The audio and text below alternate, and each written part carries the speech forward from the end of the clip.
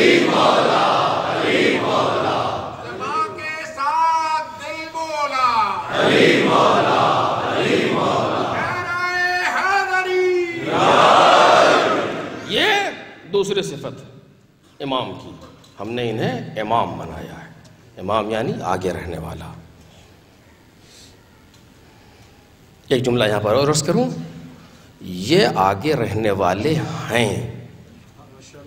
توجہ کیجئے گا، یہ آگے رہنے والے ہیں. تمہارا امتحان یہ ہے کہ تم انہیں آگے رکھو. فرق ہے دونوں میں. اگر اسی جملے پر رک جایا جائے تو یہ وقت ناکافی ہو جائے گا، لیکن آگے بڑھنا چاہتا ہوں.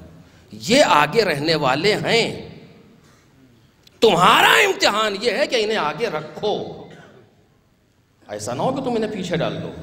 نعوذ باللہ. ان کا کچھ نہیں بگڑے گا، تمہارا بگڑے گا.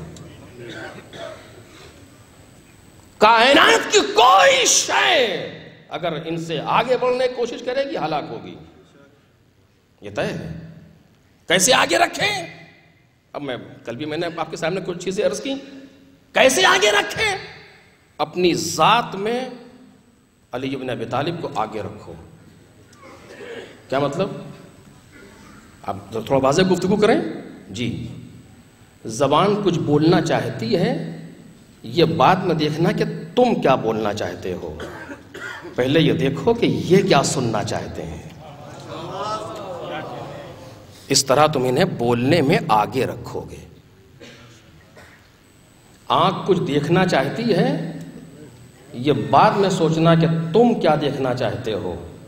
پہلے یہ سوچنا کہ یہ کیا دیکھنا چاہتے ہیں. اس طرح یہ آگے رہیں گے. اور اگر تم نے توجہ نہ دی اور دیکھ لیا، اس کے معنی یہ ہے کہ تم نے انہیں پیچھے رکھا، اپنے آپ کو آگے رکھا. میں سچ کہہ رہا ہوں عزیزو آپ سے. فرق نہیں پڑتا کہ میں ہوں یا آپ ہوں.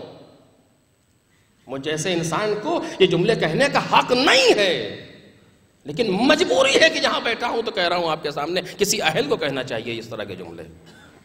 کوئی بھی میدان ہو اپنے گھر کے اندر، یہ دیکھنا کہ تمہارے گھر کا ماحول ویسا ہے جیسا تم چاہتے ہو یا ویسا ہے جیسا علی چاہتے ہیں. اگر ویسا ہے جیسا مولا چاہتے ہیں تو تم ان کو آگے رکھ رہے ہو، اپنے آپ کو پیچھے رکھتے ہو. اور اگر ویسا ہے جیسا تم چاہتے ہو اور ان کی مخالفت ہو رہی ہے، اس کے معنی یہ ہے تم نے اپنے آپ کو آگے رکھا ہے، انہیں پیچھے چھوڑ دیا. بات حقیقت ہے. یہ تو آگے ہیں اور رہیں گے، لیکن تمہارا امتحان یہ ہے کہ ان کو اپنے آگے رکھنا. کتنوں نے تاریخ میں انہیں پیچھے چھوڑ دیا بھائی، جنہوں نے مولا کائنات کے سامنے تلوار کھینچ لی کہ علی مالک اشتر کو بلاؤ ورنہ ہم سر قلم کر لیں گے. اتنی جرأت آئی کیسے ان کے اندر؟ چونکہ یہ جانتے تھے کہ مزاج علوی سے واقف تھے. اب یہ مورد نہیں ہے کہ میں اس پر گفتگو کروں، ورنہ کافی مورد بھی یہاں بولنے کے لیے ہے. مزاج علوی سے واقف تھے، جانتے تھے کہ علی ابن ابی طالب یہاں تلوار اٹھا ہی نہیں سکتے. ورنہ اگر 1% بھی ان کو یہ احتمال ہوتا کہیں علی ذوالفقار کھینچ نہ لے، ایک بھی سامنے نہیں آتا. لیکن مزاج علوی سے واقف تھے، جیسا کہ دروازے پر لوگ آئے تھے. یہ اور مولا کے دروازے پر ہمت کیسے پڑی علی ابن ابی طالب کے دروازے پر آنے کی؟ کیونکہ معلوم تھا مزاج علوی سے واقف تھے، یا پیغمبر کی وصیت جاسوسی ہو چکی تھی. اب اس سے زیادہ نہیں کہوں گا آپ کے سامنے کہ علی تلوار اٹھائیں گے ہی نہیں. وہی ہوا کہ اس یہودی نے جب دیکھا کہ لوگ ان کے رسی باندھ کر کے لے جا رہے ہیں، کہتا اشہدو ان لا الہ الا اللہ واشہدو ان محمد رسول اللہ. خیریت کیا ہوا کہ مسلمان ہو گئے؟ مسلمان تم؟ کہا ہاں ہم مسلمان ہو گئے. کیا ہوا؟ کہا جو میں نے دیکھا تم نے نہیں دیکھا. کہا کیا دیکھا تم نے؟ کہا میں خیبر میں موجود تھا، میں نے دیکھا اس شخص نے اپنے بائیں ہاتھ کی انگلیوں کو ڈال کر جس طرح در خیبر کو جھٹکا دیا ہے، پورا قلعہ ہل گیا تھا خیبر کا. اور ایسے انسان اور ایسے بہادر کے ہاتھ میں یہ رسیاں باندھتے وہ خاموش رہے. اس کے معنی یہ ہے کہ اس کی شجاعت اور اس کا صبر کسی ایک جگہ سے کنٹرول ہو رہا ہے.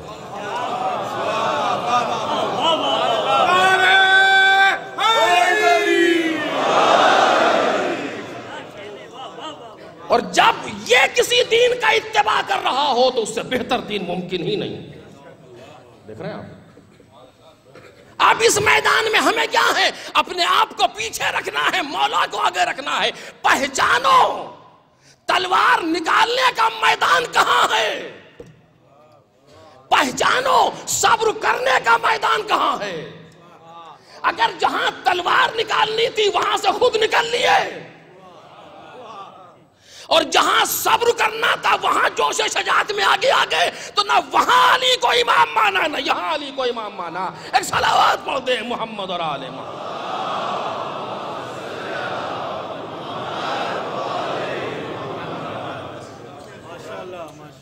وہ علی ابن ابی، بات یہاں پر بس آگے یہ دو جملے، وہ علی ابن ابی طالب جس نے جس میدان میں قدم رکھ دیا، جب تک فتح نہ کر لیا قدم میدان سے واپس ہی نہیں آئے. کوئی ایک جنگ ایسی نہیں دکھائی جا سکتی کہ جہاں علی نے ذوالفقار کھینچی ہو اور ناکام واپس ہوئے ہوں.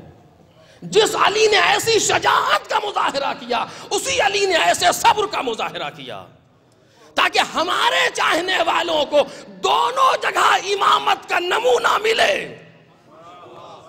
اور اب یہ موضوع نہیں ہے، ورنہ میں تفصیل سے گفتگو کرتا آپ کے سامنے.